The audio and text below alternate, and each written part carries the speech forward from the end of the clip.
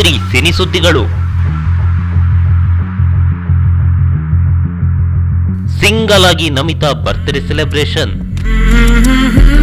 Beauty queen Namitha ನಿನ್ನೆಯಷ್ಟೇ cake ಕತ್ತರಿಸಿ ಹುಟ್ಟುಹಬ್ಬವನ್ನು ಆಚರಿಸಿಕೊಂಡ್ರು. ನಮಿತಾ ಬರ್ತ್ಡೇ ಮೇ 10 ಏನಿದು ಅಂತ ಕನ್ಫ್ಯೂಷನ್ ಆಗಬೇಡಿ. ನಮಿತಾ ಕೇಕ್ ಕತ್ತರಿಸಿದ್ದು ನಿಜ, ಆದ್ರೆ ಬರ್ತ್ಡೇ ಅವರ ಗಂಡ ವೀರೇಂದ್ರ ಚೌಧರಿ ಅವರದ್ದು. ಮಲಯಾಳಂ ಚಿತ್ರದ ಶೂಟಿಂಗ್ ನಿಮಿತ್ತ ಕೇರಳಕ್ಕೆ ಹೋಗಿರುವ ನಮಿತಾ ಅಕ್ಟೋಬರ್ 30 ಮಧ್ಯರಾತ್ರಿ ಏಕಾಂಗಿಯಾಗಿ ಕೇಕ್ ಕತ್ತರಿಸಿ ನೋವಲ್ಲೇ ಶುಭ ಕೋರಿದ್ರು. Hi Avigaru, this is the first time it's your birthday and I'm not with you. I feel sad, very very sad.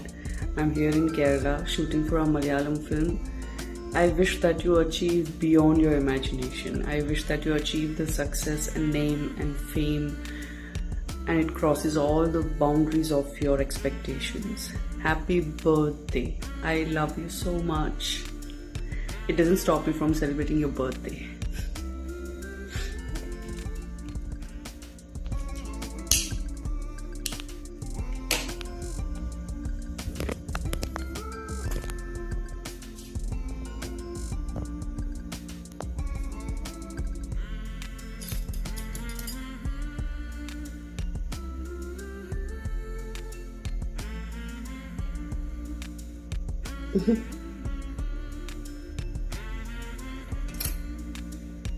Happy birthday to you. Happy birthday to you. Happy birthday, happy birthday.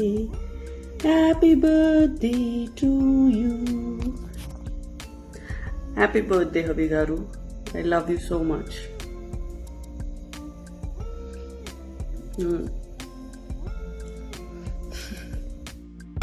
2 ರಂಗಿ Suvarna cinema class.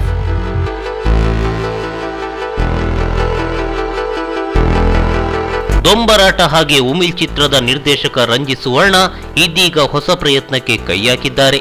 Tulu ಚಿತ್ರರಂಗ ಬೆಳೆಯುತ್ತಿದ್ದಂತೆ ಕರಾವಳಿಯ ಒಂದಿಷ್ಟು ತೆರೆಮರೆಯ ಪ್ರತಿಭೆಗಳು ಮುಂದೆಲೆಗೆ ಬರ್ತಾ ಇದ್ದಾರೆ.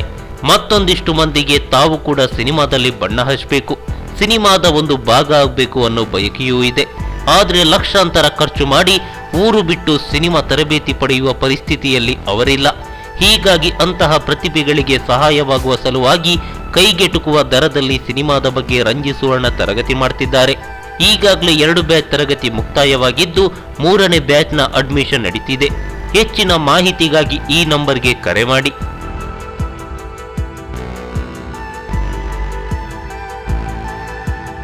3 ಅಭಿಮಾನಿಗೆ ಬುದ್ಧಿವಾದ ಹೇಳಿದ D boss.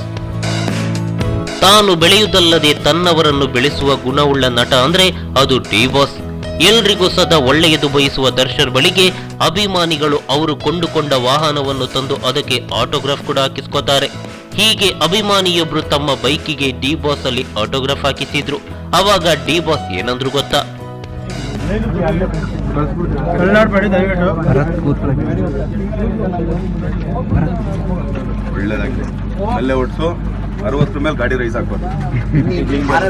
ಬೈಕಿನ ಸ್ಪೀಡ್ 60 ಮೇಲೆ ಇರಬಾರ್ದು ಅನ್ನೋ ಕಾಳಜಿ ಯಾರು ಮಾಡೋಕೆ ಸಾಧ್ಯ? ಮನೆಯಲ್ಲಿ ಹೆತ್ತವರನ್ನು ಬಿಟ್ರೆ ತುಂಬಾ ಆತ್ಮೀಯರು ಈ ರೀತಿಯ ಕಾಳಜಿಯನ್ನು ತೋರಿಸಬಹುದು ಅಷ್ಟೇ.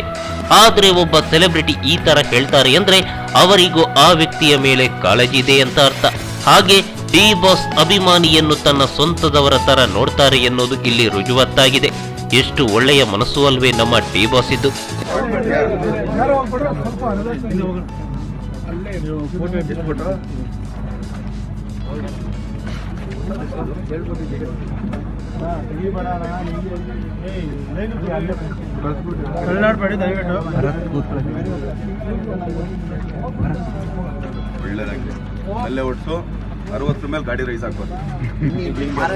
ಈ ಮಾಹಿತಿ ನಿಮ್ಗೆ ಇಷ್ಟವಾಗಿದ್ರೆ ಲೈಕ್ ಮಾಡಿ, ಶೇರ್ ಮಾಡಿ, ಹಾಗೆ ನಿಮ್ಮ ಅನಿಸಿಕೆ ಅಭಿಪ್ರಾಯಗಳನ್ನು ಕಾಮೆಂಟ್ ಬಾಕ್ಸ್ ನಲ್ಲಿ ಬರೆಯಿರಿ.